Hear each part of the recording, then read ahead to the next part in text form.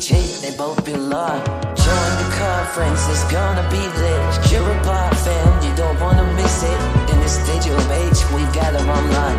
No need to travel, no waiting in line. From the comfort of home, our passion tastes like.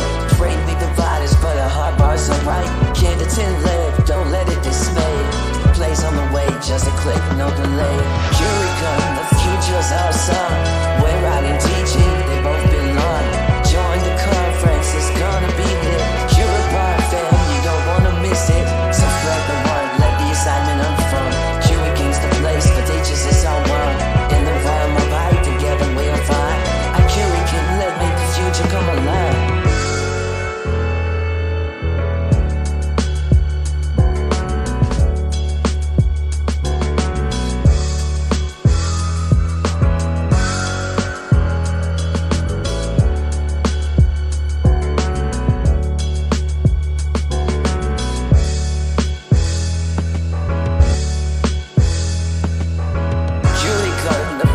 Our song. We're riding GG, they both belong.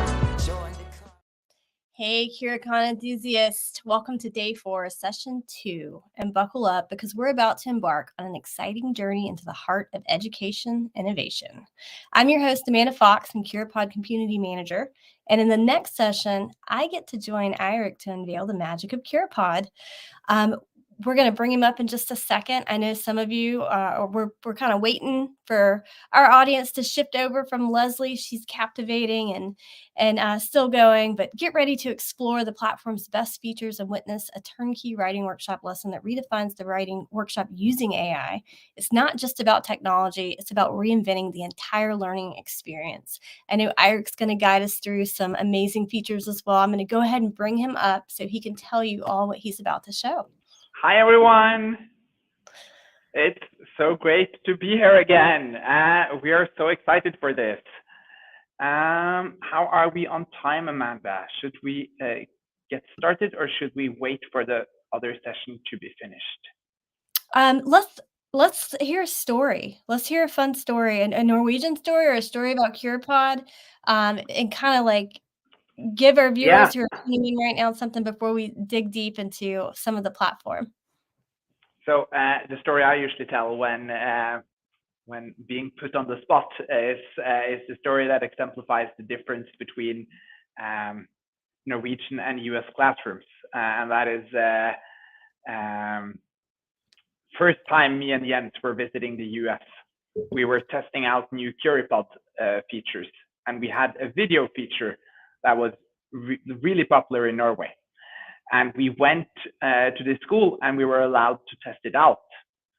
And what happened was we got all the kids in the classroom. And then we said, okay, fantastic. Now we've got your nicknames. Now we can divide in groups and spread around the school. And all the kids ran out of the classroom and the teachers were looking at us like we were crazy. We had not checked that wasn't okay. Well, in my school in Savannah, Georgia, we made I taught film and I did the same thing. I had green screens went from confined in my classroom to we had green screens on every hallway and patches on walls that were painted green.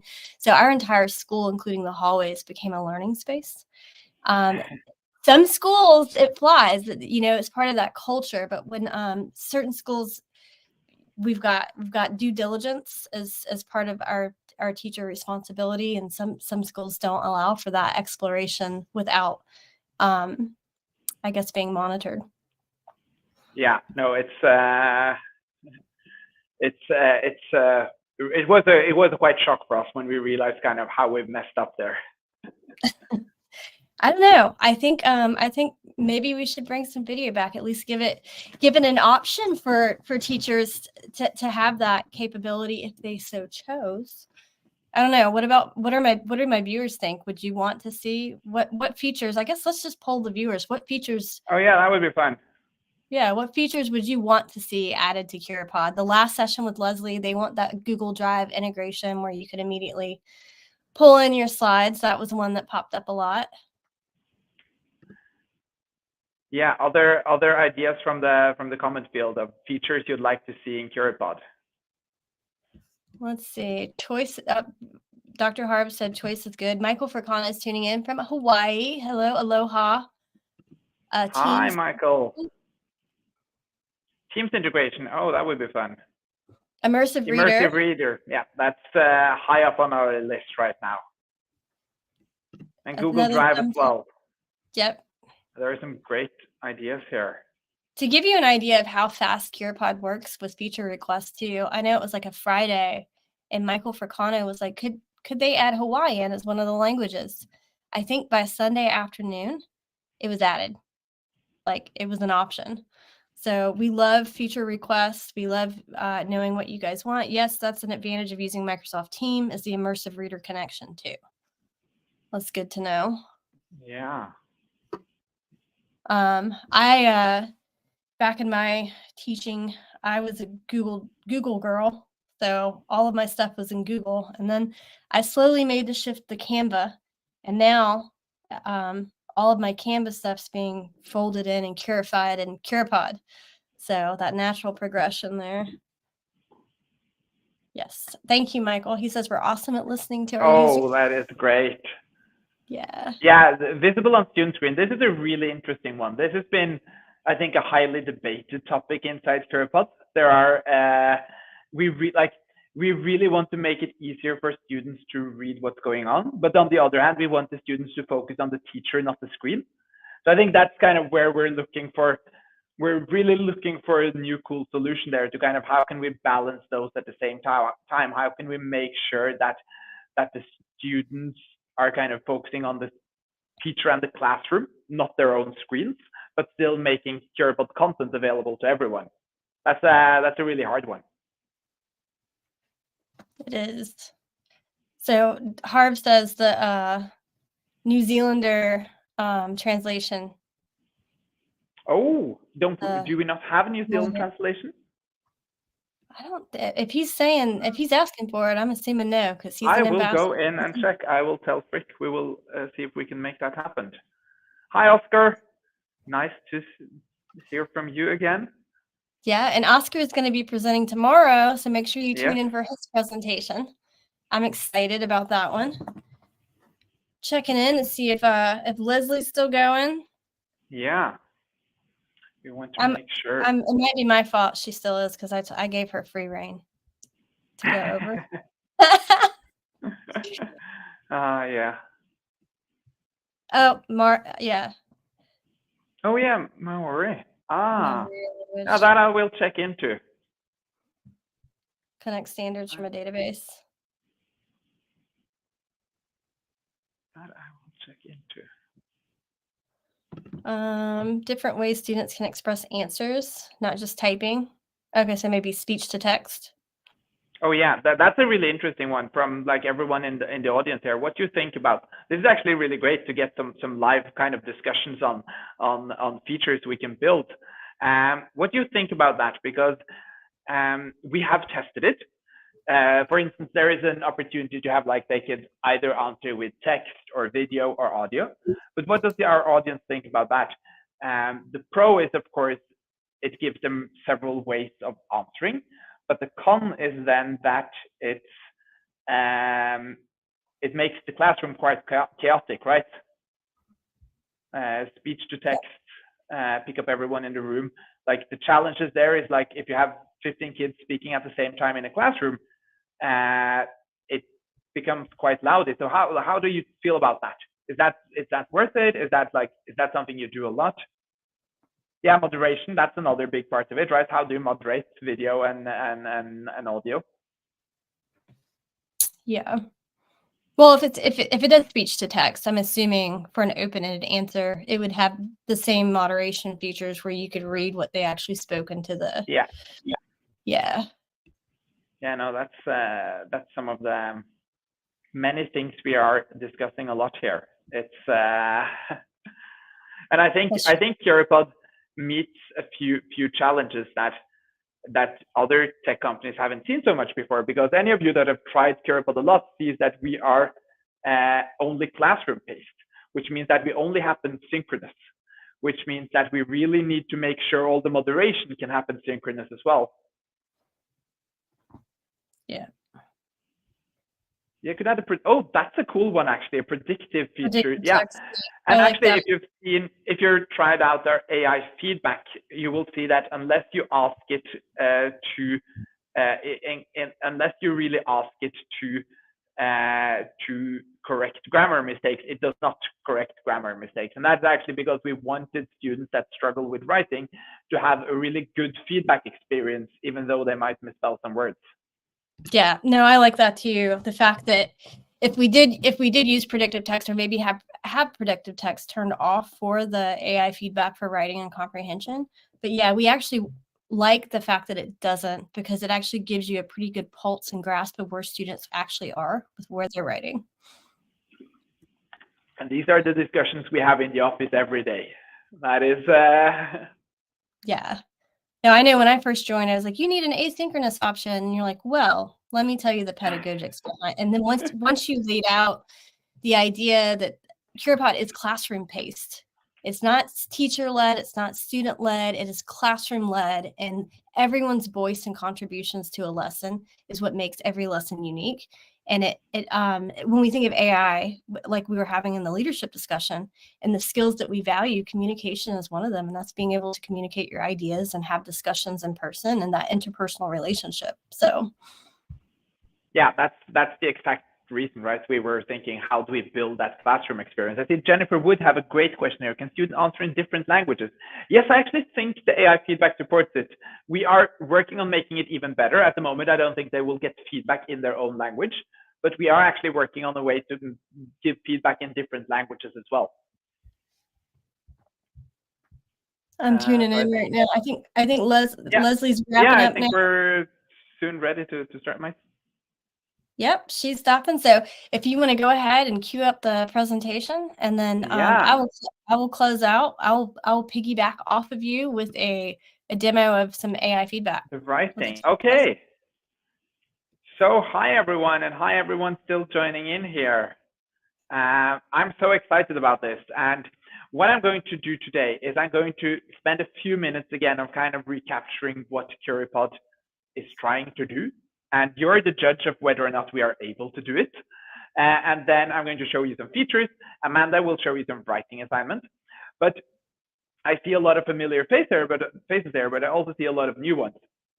So to introduce myself real briefly, my name is Eirik. I'm one of the co-founders of Curipod.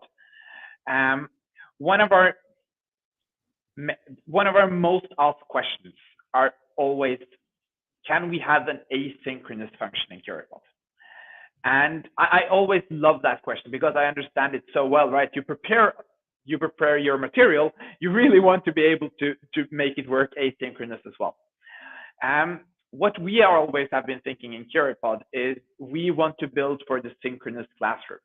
And it could be virtual, or it can be in the same space, but it has to be synchronous. I think Christy Cloud might be here in the audience, and she has an amazing way of using it with her virtual students. But our main idea behind all of this has always been that we really want to be the tool that helps the teacher create that in-classroom experience. So you will see that all of our activities are what we usually call classroom-paced. They depend on other students to join in. The voting depends on other students to actually be participating in the same activity. And the big reason for that is that in Curipod, we really believe learning to be something social. We believe learning is something you do together, and we believe a lot of the skills that you all teach students are only possible to learn together, right? You can't learn collaboration or teamwork or any of this by yourself. So to give you all kind of my short tour of Curipod here, what I recommend doing. Let me see if I can share my screen here. I'm going to pop down during this. Yeah, go ahead. I'll go ahead and go a little demo, and then you can pop up and do some writing. So I share my screen now. Great. Okay. So now we're inside Curipod, and all of you that have tried Curipod out, you've seen we have 5 activity types: open-ended question, drawings, poll, word cloud, and AI feedback. And we have one principle behind all of those activities we build. And that activity is every activity should take 1 to 3 minutes, and it should give you 20 minutes of in-classroom engagement when you're finished. Why? Because we really believe that the real learning is happening in your classrooms together, students and teachers together. It does not happen in Curipod. Curipod, we are here to help your students engage and be safe to participate in the classroom, because through participation we learn. But that is kind of our big mantra as an educational company, is that the learning does not happen in Curipod. It happens in your classrooms. It's you create the learning. We're just there to make it easier for the students to engage. So all of these activities are built on that principle. And then we have some generate with AI. And the whole idea here is just to help you find use cases for these activities. So the AI generators, they help you with the use cases. And I actually was thinking about showing a feature that is not released yet. So it's only accessible online. Is that something you want? Write yes in the chat if I should spend time writing, showing a new feature. Krista is in on a new feature, then that is more than enough for me. Krista is an amazing educator that has been helping us so much. So we are working on some new generators here. So let's take a look at this one I'm working on. This is called Escape Room for Figurative Language. And of course, this is just one generator, but it will showcase something we work a lot on at the moment. And that is, how can we make learning even more personal? So what I can do here is I can put in any figurative language type. So let's do metaphor. And then I need a theme, so a story or a movie from the audience. Can anyone in the audience write in a movie they like, or a book, or something I could use as a theme here?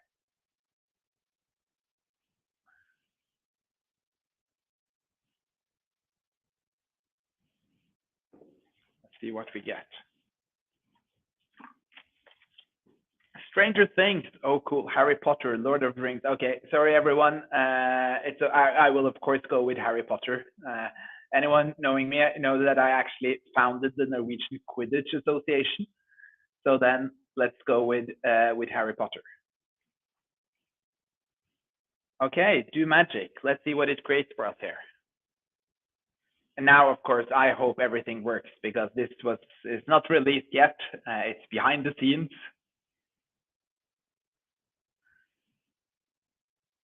So let's see what we get. Okay, it worked. So add slides. So what it did now was it created an escape room, the metaphorical escape, a Harry Potter adventure. A Harry Potter adventure. As aspiring wizards, you have been invited to Hogwarts School of Witchcraft and Wizardry to test your knowledge and skills in the magical realm of metaphors. Your mission is to navigate through a series of challenges, and you unlock secrets hidden within the metaphors. Try to solve the challenges. The teacher is the judge of whether or not you solve the challenge, and you can proceed to the next one. And then there are some rules. And then there is a poll. Find the sentence using figurative language metaphor. And then we have different activities here, and the teacher is always the one telling if you passed. And then there's a new challenge. It's also Harry Potter based. And it's to write a short paragraph using figurative language, and you get some topics to choose from, and at the end you have rounded the escape room. And this one is, of course, just one example here. We could have it create something with others. So we had, could someone give me a new type of figurative language? If there are any ELA teacher here. Because then we could do the Princess Bride and, okay, symbolism and the Princess Bride.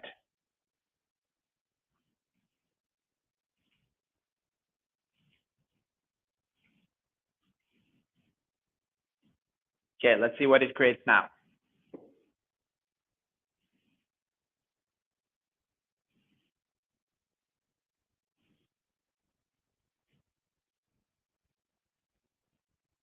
Okay, so you see that the concept of the escape room is the same, but the story is different.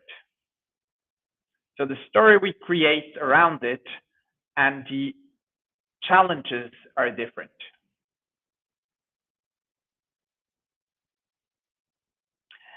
And the reason why I'm showing you this is, of course, this is soon ready to be released, but the reason why I'm showing you this is where we really believe AI really will help. We still want it to be something you do together. As I said, we believe in Curipod, the class works together, so it's a collaborative escape room. That's always important to us, that students should be, at the end of every Curipod activity, students should be talking with each other. That's so important to us. But the other part there is we really believe AI will enable us to give you content that is a lot more personalized. You can still be the pedagogical leaders of the classrooms. We only want to help you to personalize and localize your content, so it's really, really interesting for your students. And you're all amazing at that, but it takes a lot of time. So I'm super excited to see what's happening here. And oh, the never-ending story. Oh, that would be quite cool. So I'm going to bring Amanda up here to show she is an amazing, has some amazing use cases for Curipod in writing. But I'm so happy we were able to show this to you all. Yeah, so I'm excited to show a lesson that I created, which I'll be sharing the link for after. It is the Oreo writing acronym for opinion writing. So my background is I come from a humanities background, humanities and history. I also have a political cartoon one called Let's Talk About Political Cartoons with some writing as well. So I'm going to go into my opinion writing activity. Let's see. I'm going to add it to the stage. And I'm going to actually have you join and go through and complete this perspective. So I'm just going to go ahead and hit present. And I'm going to have you join.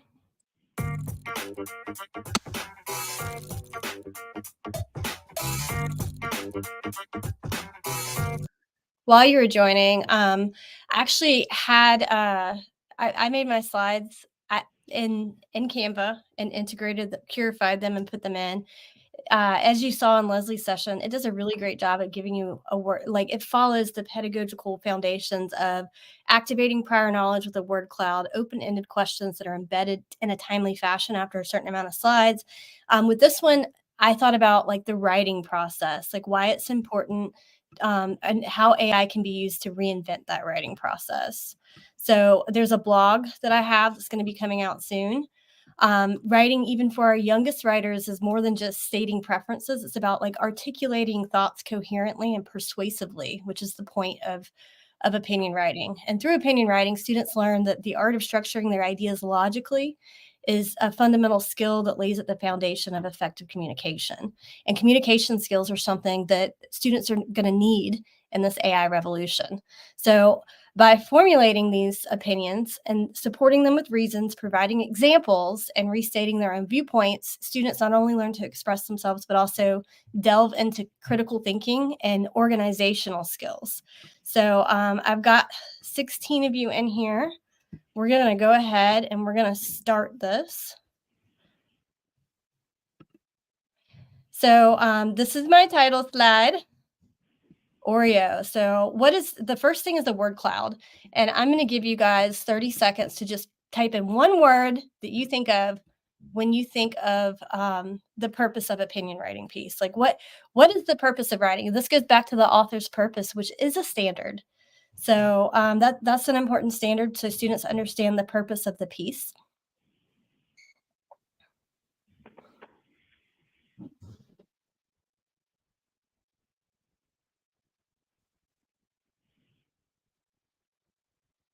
We got 9 seconds, 8, 7, 6.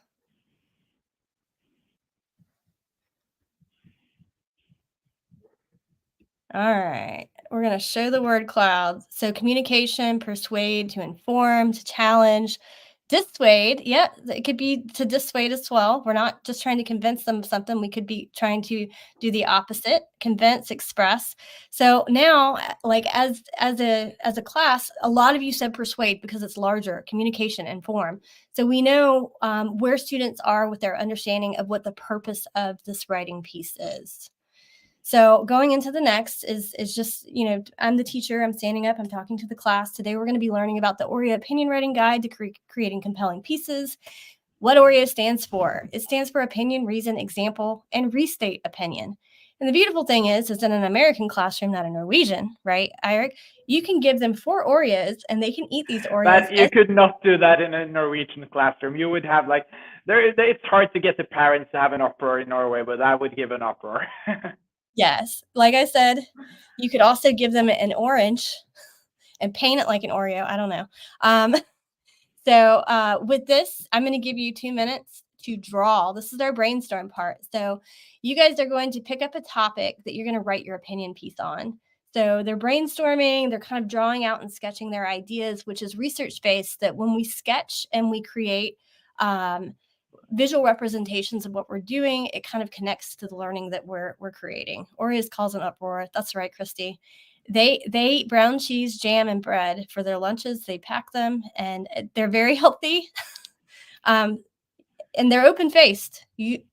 I got so many glares at the breakfast table when I put 2 pieces of bread together. Yeah, Amanda tried to put 2 pieces of bread together. That's not how you do it in Norway. I will start tweeting some Norwegian breakfast so we all can see. So you guys have 2 minutes to draw and kind of like what you would draw. And then I gave them examples. Your favorite book, your favorite video game. It's always good to give them examples for the students who have a hard time getting started. It limits their options. A lot of times you have students who, when you give them the world that they could write about, they struggle with getting started. So this is actually scaffolding and addressing students that have that IEP of this student struggles getting started. So those options are there. So what we're going to do is the next part after the drawing is we're going to look at Curipod's parameters for setting AI feedback. It allows for the delivery of standards-based feedback, making it an incredibly versatile tool and applicable to any grade level. So this is specifically set for 3rd grade, but you can go all the way up to 12th grade. I know their AP literature students really struggle with writing a thesis statement. They struggle with the formulaic writing. And when we have the formula and the parameters kind of built in on the back end, it helps students actually, it models it for them and it scaffolds them in the beginning. And then we can pull away those scaffolds with future writing workshops and have them write them from scratch without the built-in sentence stems or scaffolding. So I lost my screen. Give me 1 second. All right. I got 13 of you, I think 13 out of 19. I'm going to stop it in 3 seconds. If you want to go ahead and submit what you already have. Yeah, they will be also submitted anyway. So that's actually a nice thing, right? You will never lose student work. So now the voting component, a lot of you like to skip it, but this is what I want to say. Don't skip it, because this is an opportunity for students to learn from each other and to actually have that discourse and conversation. You could even do a think, pair, share where 2 students get put together and they discuss who they're voting on and why. So you have this discourse going around. You see other people's ideas. So I think everyone that starts using the voting starts figuring out that's actually their student's favorite part. So I really recommend everyone to do the voting, because the student, I'm voting for Star Wars. You getting my vote? Yeah, I was just in Michigan doing this with a group of teachers, K through 12 teachers. And the voting part had more discussions and more giggles, and the audience was more vibrant when they were actually going through. You could see them connecting. Oh, look at this one, and they're sharing. And it's just great for conversation starters. So the most relevant drawings, and the award goes to Star Wars. Yes. Star Wars. We got to Harry Potter. Someone figured. I think someone figured out they could paste in pictures. Screen time. That's a good one. Screen time. I usually say Curipod is actually designed to try to reduce screen time, just because the whole idea is to create activities that make you buzz after the activities. And show all, you can go and look into everyone's drawings here. You can go back and hit show top 3. And then the other thing is you have this handy dandy moderation tool. You can also click and hide things if they aren't appropriate. And I might have had a courageous high school teacher who submitted something that was inappropriate just to show that that's what a student would do, which gave me an opportunity to demo that hide feature. So you can come in here and you can click on it. It'll take it away. You can do that before you actually show the screen, so you can look at them before, and you can actually look at real names. So we're going to move past the drawing feature. What is and we're just going to do the first part of this because I'm tight on time. What is the Oreo opinion writing guide? Opinion, reason, example, opinion. So formulating a strong opinion. Here's some opinion sentence starters for 3rd grade. In my opinion, I believe that. So we've got our topic, we brainstorm it. Now we're combining that with an opinion starter. I think that my favorite is I feel strongly that. So the next part is a quick writing activity where you introduce your opinion using a strong sentence starter. So write a complete sentence, and I'm going to show you the parameters in a second. I use the standards and I write it as a learning objective for students. But we're going to do it first so you can see the feedback in action. So introduce your opinion. If you're Star Wars, I think Star Wars is the best movie because you can use one of those sentence starters and type it in. And I know Leslie did a good job at showcasing this earlier as well. Yep, someone showed creativity. I like that reframing of that. Cheated or showed creativity. The idea is it cheating? What if the student can't draw, but they still understood the concept and the question, and they put a picture that was actually connected to the question and what they were supposed to do? Christy says, my students would riot if they skip the voting process. Voting is their favorite part. I'm sorry you had quinoa. Yeah, I think there was some discussion around food in the class. The Oreos. Yes. Yeah. Okay. So well done. So again, I can go into this moderation feature. I can open it and I can read the feedback. A lot of teachers are like, oh, but like AI is going to do everything. The feedback is actually. Amanda, I think you're just showing you're sharing a tab, not the screen. Yeah. So, yeah. So we can see the. Yeah. Okay. Yeah. Nice. I'm not showing the moderation. Okay, I'm not going to show that. But then, so you could actually edit the feedback, or I can just hit give feedback, and your feedback is here. So you can click on it as a teacher. I think that summer is the best season because I don't have to be cold. I would freeze in Norway. Love being on the water.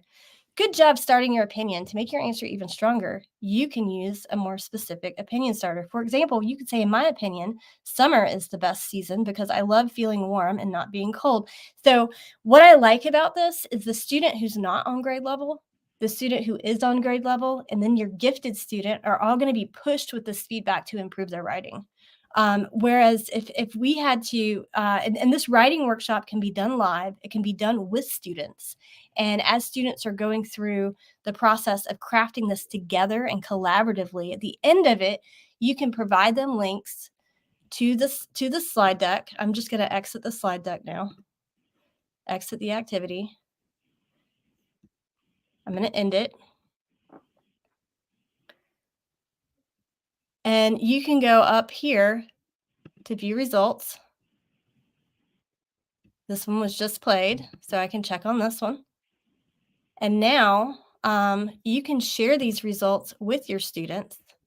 So I'm going to actually share these results with you in the chat so you can see what the students would see. And it's going to be the lesson with all the input from the students. So they're not just learning from their own feedback that they received on their writing. They get to read all of their peers as well without knowing which peer wrote what, because it's the anonymity component.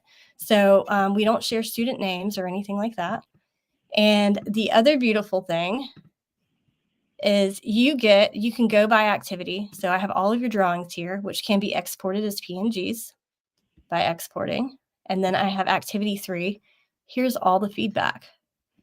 But the important thing that I want to show you about this, and then we're gonna call this, is I want to go in and I want to show you the back end. So if I go to slide 9, use the sentence stems on the previous page. One reason is to write reasons. Now, when I click on this activity and I go into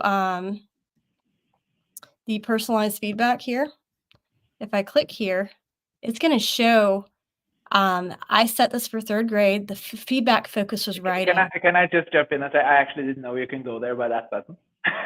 Did you really? I didn't know. I just learned. This is how fast we move, right? I can't keep up anymore. Yeah, so if you just click on this, you can see all of your activity parameters. So students should provide one reason that supports their opinion.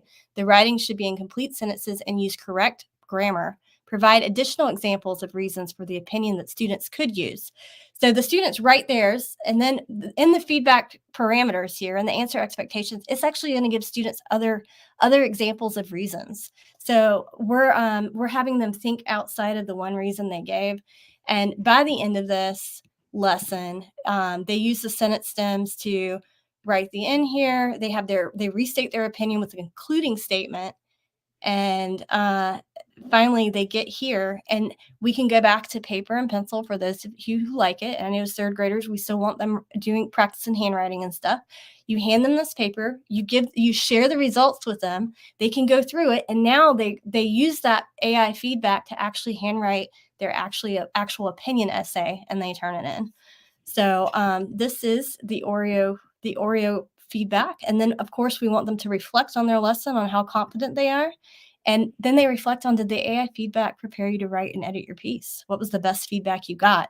So then they're thinking about the feedback component, so they become better peer reviewers themselves. This is amazing, Amanda. Well, thank you guys for joining us. I'm super stoked that I got to share that with you. And I know Erika's session is starting now, and I don't want to hold you up. So you should all leave right now and go to her session. And take with you, just look for ways to use Curipod to actually have your students talking to each other. That's the only thing we want to achieve. It's students and teachers talking together in the classroom. Absolutely. Yep, the moderation part's on a different screen, or it opens in a different tab, so students won't see that. All right. Well, thank you guys. We're going to close out, and I'll see you in Erika's session.